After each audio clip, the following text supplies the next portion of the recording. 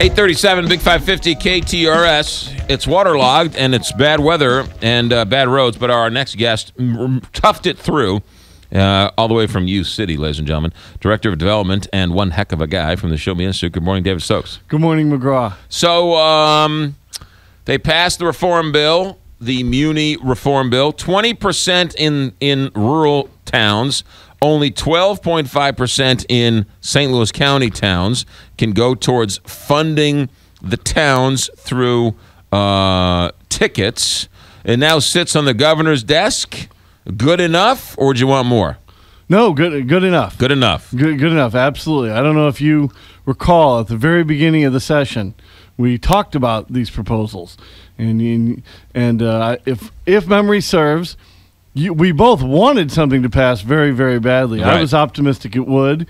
You were pessimistic it would. Okay. So, no, you wanted it. Let me be clear. Right, you right, wanted right, it every bit as bad as I did. Yes.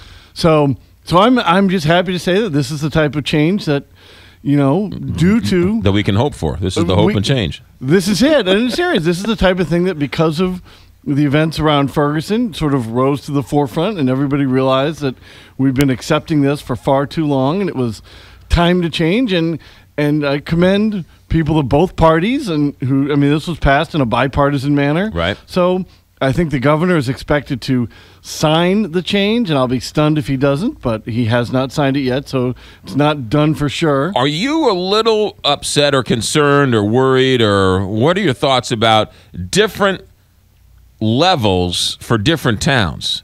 So in other words, you're only allowed to fund your town up to 20% in rural communities, but in St. Louis County, you can only fund your town 12.5% from tickets.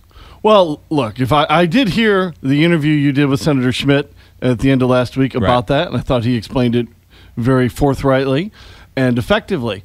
Look, if it was up to me, yes, it would be 10% across the board. But, 12.5% for the cities in St. Louis County is a radical decrease. It is an outstanding, dramatic decrease in the amount of money that they can use to fund themselves. Right. To put a stop to the St. Anne's who say, "Oh, we lost some sales tax revenue. Let's do a permanent police presence on I-70." Right, because Pine Lawn, you're talking Pine Lawn is almost close to 50% funded through tickets. Now they're going to have to drop down to 12.5%. Right, exactly. The problem was not the cities at 11%. Right, right, right. But it just seems a little disingenuous that, okay, this is a terrible idea. We shouldn't do it, but we're going to give these other towns a 20%. True, but again, at least it's moving in the right direction for those rural towns. It did go down from 30 to 20. Plus, there's now enforcement mechanisms. Right. So the 30%, as we found, was right. Good but meaningless because it wasn't enforced. Right. 20% enforced is far better. And it's interesting, if I heard him correctly, if a town exceeds the level and they don't report it or something, there is a trigger that automatically puts something on the ballot that says, do the residents still want this town? So seems like an easier way to sort of disincorporate, it sounds like. It's outstanding. So they can follow the example of Max Creek itself, right, of whom the law limiting the amount of citation is named after, right, which did several years ago disincorporate. So I'm not necessarily a fan of the fact that things are handled in many cases differently in St. Louis County and in the rest of Missouri, but there's certainly cases where it's appropriate. And let's also tell people this is extremely common. The idea that there's something unusual about treating cities in one county different from cities in another county. Right. You've got first-class charter counties, first-class non-charter counties, second-class. You have all these different classifications for counties, which have different rules for different cities in different cases. So there's nothing that peculiar about treating St. Louis County cities differently in this case, and I would be very surprised. I hope the Municipal League does not follow through with a lawsuit to try and block it. That's my next question. What is the Municipal League, and they're threatening to tie this up in court? Well, that would be appalling and not surprising for me from them. So let me clearly state, I hope they don't. Right. Second of all, if they do, I hope that the reaction from both the people and elected officials is so negative that they change their minds. The way they look at things, that the Municipal League too often views all of us as tools to fund cities, as opposed to cities are made up of the people who live there. They have at times a warped perspective on things. Well, but you think their argument is no. We should be able to ticket more. We should be able to fund our cities more through tickets. I mean, talk about a very non-popular point of view.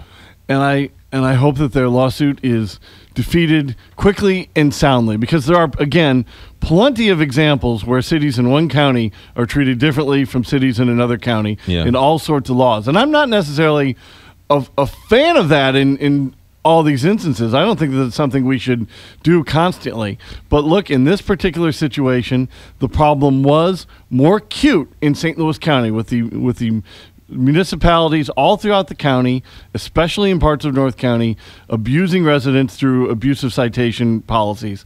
So to solve it, well, not solve it, to address it further by a differing level of citation maximum in St. Louis County, I don't think there's anything wrong with that. I don't think there's anything inconsistent with that in Missouri. With a week to go, anything else you're looking at down in Jefferson City? Well, now at this point, I just hope the governor signs this municipal citation bill, the Max Creek amendments, that I know Senator Schmidt worked very hard on it, so he deserves a lot of credit. But I'll also be clear that this was passed in a very bipartisan fashion.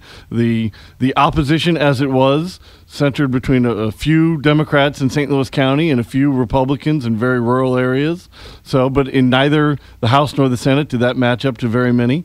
So it passed heavily with bipartisan support, and I just hope the governor signs it. The last thing this state needs is a small gas tax increase and to expand authorization for tolling. And if we can get that too, this will have proven to be a very successful legislative session. So this gas tax that they're arguing over, you want that passed? Absolutely. Yeah. The latest version of it had both a small gas tax increase and additional authorization for tolling. And this would be, if that bill gets passed, makes it out in these final 5 days, that'd be great for this state. You're okay with a higher gas tax increase for diesel fuel as opposed to regular fuel? I'm more than okay with it. It should be that way. I mean, trucks do exponentially more damage to highways and bridges when they make that drive. The idea that they would pay a fractionally smaller gas tax to address that damage is perfectly reasonable and, in fact, quite common. Many other states do this. I was talking to somebody the other day who is a friend of mine. I will not out their name, but they're relatively conservative, and they were aghast that there's talk of a toll road on 70. Now, this friend of mine drives 70 3 or 4 times a week. And so they were aghast. Do you believe that they're going to put a toll road on 70? And I was like, well, there are a lot of people who think that's a good idea. And what are you talking about? I can't believe it. And so as much as they're conservative and believe in the philosophy of conservatism and user tax and all that, but if it's going right at them, hey, wait a minute, I don't want to pay for that. I mean, that's the problem with change in a democracy, and it's a good thing. I mean, serious changes should be hard. I mean, we don't want. I like that fundamental skepticism and that fundamental saying, no, show me, convince me that this change is necessary. But in the case of toll roads and the user fee system, it works very, very well in a lot of other states that have better highways than Missouri, better bridges than Missouri, and it is a great way to take the money that's raised and not allow it to be siphoned off for streetcar projects or whatever it is. Just to take it from the bridge or the highway and spend it to maintain the bridge or the highway that has the toll. I know Chicago has a lot of tolls, but traffic in Chicago is unbearable. So it's not like they got any better roads in Chicago than they do here because they have toll roads up there.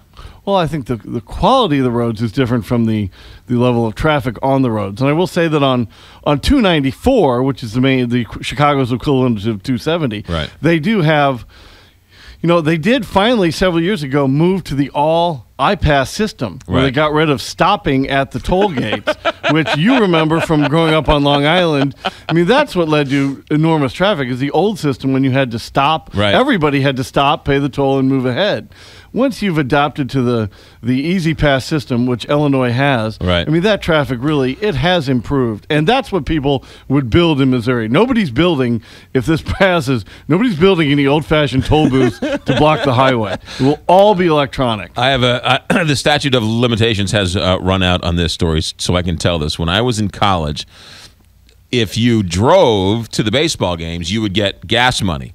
So I would always drive in the Country Squire with the wood paneling because I would take the gas money and the toll money, and you'd go up to Connecticut or Jersey or wherever, and you'd then play your game.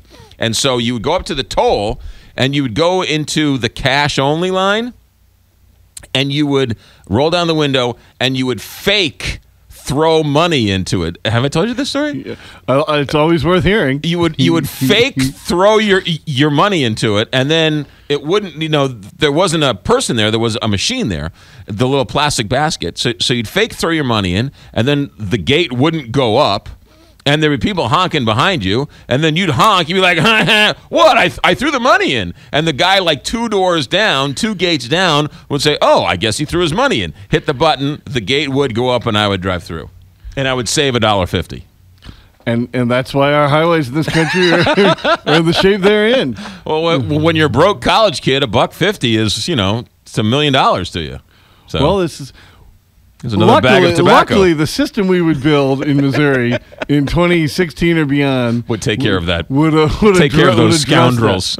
Would address the Millhaven plan, as we will now call it legislatively from here forward. David Stokes says, "Show me," and that's why he works for the Show Me Institute. When can we read you? When can we see you? Got a lot of information up on the blog on the abusive policies of cities that I'm so excited the state seems ready to change and address. And hopefully we can talk about this next week after we have a governor's signature on it. And you can visit that showmedaily.org and a lot of information at tolling at showmeinstitute.org. Dave, have a good week. Thanks. Thanks, McGraw. 850, Big 550, KTRS.